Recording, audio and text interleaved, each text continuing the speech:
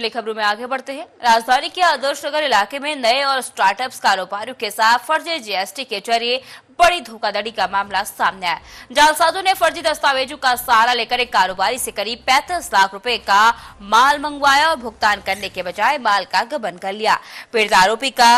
पीड़ित कारोबारी का आरोप है कि इस संबंध में आदर्श नगर थाने में शिकायत दर्ज कराने के बावजूद भी पुलिस ने अब तक कोई ठोस कार्रवाई नहीं की है। कारोबारी ने स्थानीय पुलिस पर आरोपियों के साथ मिलीभगत के भी गंभीर आरोप लगाए। इस मामले की शिकायत केंद्रीय गृह राज्य मंत्री नित्यानंद राय तक भी पहुंची थी, जहां से उचित कार्रवाई का आश्वासन मिला था, लेकिन जमीनी स्तर पर जांच आगे नहीं बढ़ी। पुलिस की सुस्ती और उदासीनता से परेशान होकर पीड़ित ने अब अंतिम विकल्प के रूप में माननीय न्यायालय का दरवाजा खटखटाने का निर्णय लिया है। कारोबारियों का कहना है कि अगर पुलिस समय रहते फर्जीवाड़े पर अंकुश लगा देती तो नए स्टार्टअप्स के लिए काम करना मुश्किल हो जाएगा।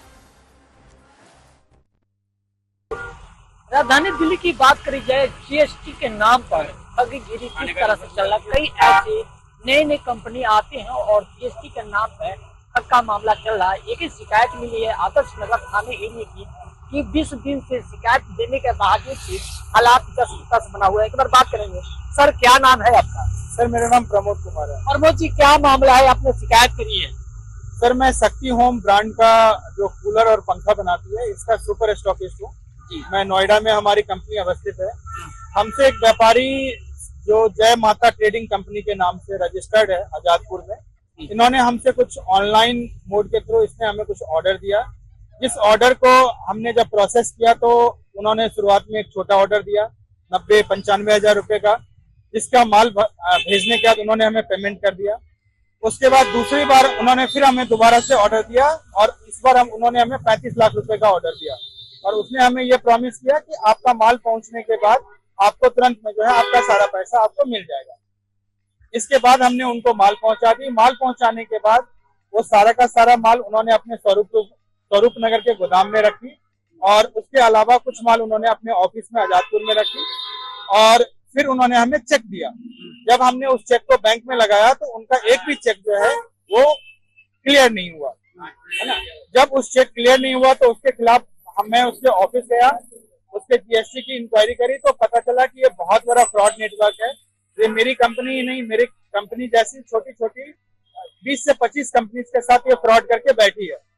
जब आपने इस पता लगा, इस व्यक्ति से कैसे मुलाकात हुआ, इन लोग से आपने कैसे किया है? सर, ये जो जय माता ट्रेडिंग कंपनी है इनको 3 लोग मिलके चलाते हैं। हुकुम सिंह, केशव और एक मनोज करके है, है ना। ये तीनों जो है एक नंबर के चीटर हैं। इन लोगों से आपकी कैसे मुलाकात हुई? सर, इन्होंने हमें फेसबुक के थ्रू शक्ति होम कंपनी को ये एक एड कैंपेन पे इन्होंने हमें रीच किया था और रीच करने के बाद हमारी टीम के पास वो लीड आई। उस लीड पे जब हमने इनसे बातें करी तो इन्होंने हमें आजाद नगर बुलाया अपने ऑफिस में और यहाँ बुला करके इन्होंने हमारे साथ सारी डील करी। ऑफिस पे आने के बाद जब आपने छोटा सामान भेजी, उस टाइम आपका कैश होते रहा जी, उसके बाद के हालात रहा फिर?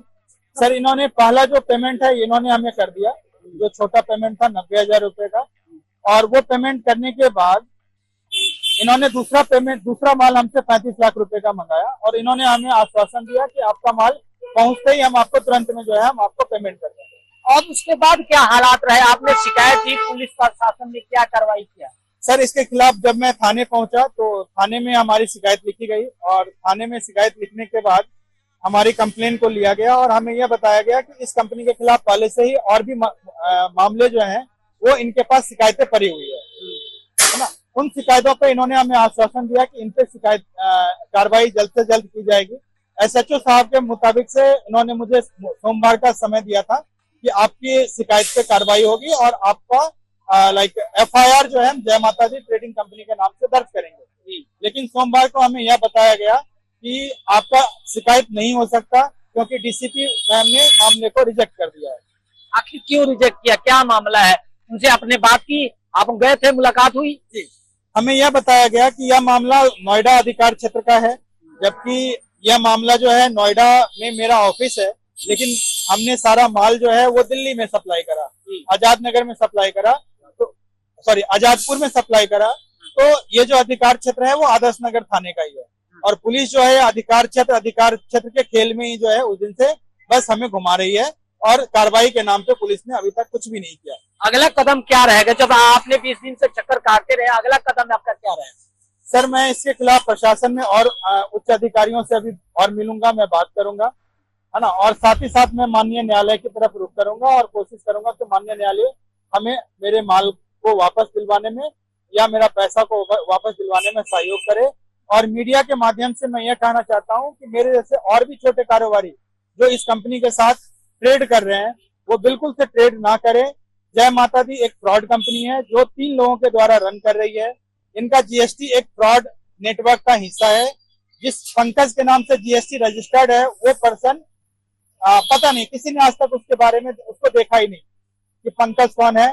यहाँ की लोकल पुलिस को, जो चौकी है लोकल आजादपुर की, वहाँ के पुलिस को सब पता है वहाँ पे, लेकिन कोई भी कार्रवाई से बचते हैं क्योंकि वहाँ पे इन्होंने एक वकील का गैंग क्रिएट कर रखा है, बिठा रखा है। जैसे ही आप जाते हो वो वकील गैंग जो है तुरंत एक्टिव हो जाती है और वो पुलिस को कोई भी एक्शन लेने से रोकती है, जिस कारण से पुलिस भी मजबूर है। देखिए ये हालात जीएसटी कंपनी जो फ्रॉड चल रही है उसकी वजह से कई व्यापारियों का शिकार हो गया। सबसे बड़ा सवाल यह है कि नए कंपनियों को टारगेट करते हैं और उनसे पहले छोटा मोटा सामान मंगाते, उसके बाद बड़ी रकम का माल मंगाते, चेक देते हैं। चेक बाउंस होने का बावजूद पुलिस प्रशासन को शिकायत देने का बावजूद भी अभी तक कोई भी कार्रवाई नहीं हुई। उनका सीधे सीधे कहना है कि पुलिस प्रशासन को शिकायत देने का बावजूद भी कोई कार्रवाई नहीं होता है तो हम अगला कदम कोर्ट का बताएंगे। देखने वाली बात है कि इस मामले को लेकर पुलिस प्रशासन अभी तक कोई कदम नहीं उठाया। अब ये हालात क्या इसी तरह से बनता रहेगा?